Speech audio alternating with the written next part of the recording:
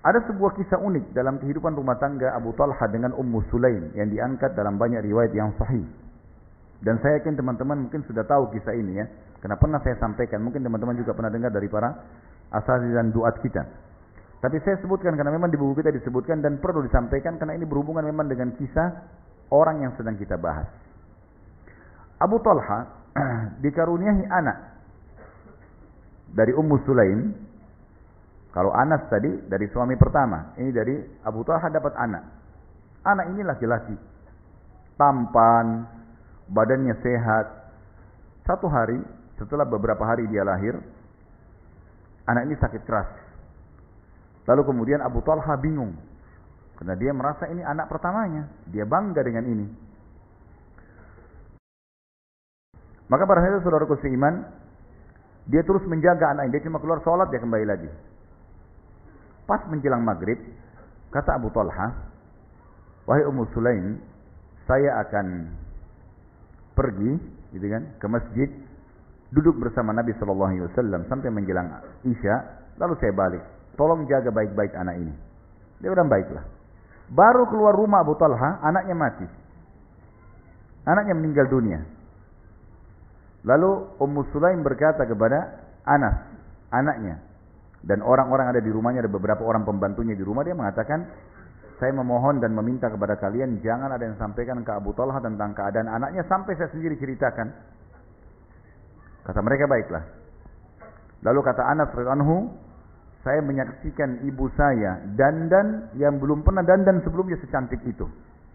Dengan sangat cantik, sangat wangi, rumah dibersihkan, lalu dia masak masakan yang sangat enak. Sambil menunggu Abu Talha balik. Habis Isya, Abu Talha balik.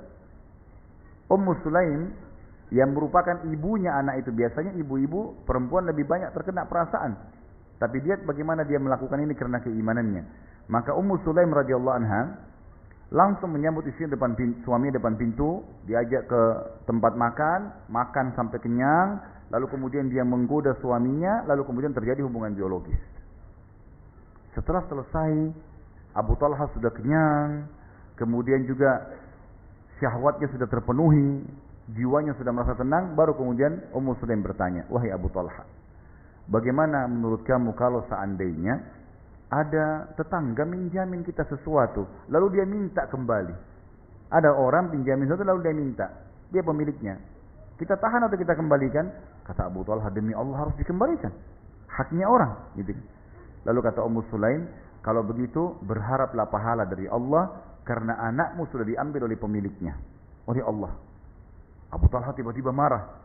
Lalu mengatakan, hai Ummu Sulaim, bagaimana bisa kau membiarkan saya makan sampai kenyang, kau membiarkan saya menikmati tubuhmu, lalu kemudian kau tidak menyampaikan tentang kematian anakku? Aku akan laporkan kepada Nabi SAW. Maka Ummu Sulaim tidak marah, tidak apa, pakai-pakainya ikut dengan suaminya ke masjid, melapor kepada Nabi SAW. Lalu Nabi SAW tersenyum, lalu kemudian beliau mengatakan, apakah kalian sempat berhubungan malam ini, tadi ini? Kata Abu Talha, iya ya Rasulullah. Kata Nabi SAW, semoga Allah berkahi. Dan dari doa Nabi SAW ini, akhirnya Allah Subhanahu Wa Taala membuat Ummu Sulaim hamil dan akhirnya melahirkan anak. Dalam sebuah riwayat disebutkanlah anak laki-laki dan diberi nama Abdullah. Abu Talha bertemu dengan Nabi SAW sambil membawa bayi yang baru dilahirkan Ummu Sulaim setahun kemudian ya, 9 bulan kemudian. Lalu kemudian kata Abu Talha, aku meletakkan, Anas bin Malik meriwayatkan. Anas bin Malik mengatakan, aku membawa adikku yang baru lahir dari ayahku Abu Talha, dari suami ibuku Abu Talha, dan aku membawa dan meletakkan adikku di pangkuan Nabi SAW. Lalu Nabi SAW meminta 1 biji kurma ajwa Madinah, kemudian beliau mengunyahnya, atau namanya biasanya tahnik, dalam mulutnya sampai lembut, lalu beliau memasukkan ke dalam mulut bayi tersebut, dan bayi tersebut lalu kemudian mengisapnya. Maka Rasulullah SAW bersabda, lihatlah bagaimana orang-orang Ansar sangat menyukai kurma. Lalu beliau mengusap kepala bayi tersebut dan memberikan nama Abdullah. Seorang laki-laki Ansar berkata, aku melihat Abdullah ini mempunyai 9 orang anak. Seluruhnya hafal Al-Quran karena berkah daripada perbuatan Ummu Sulaim.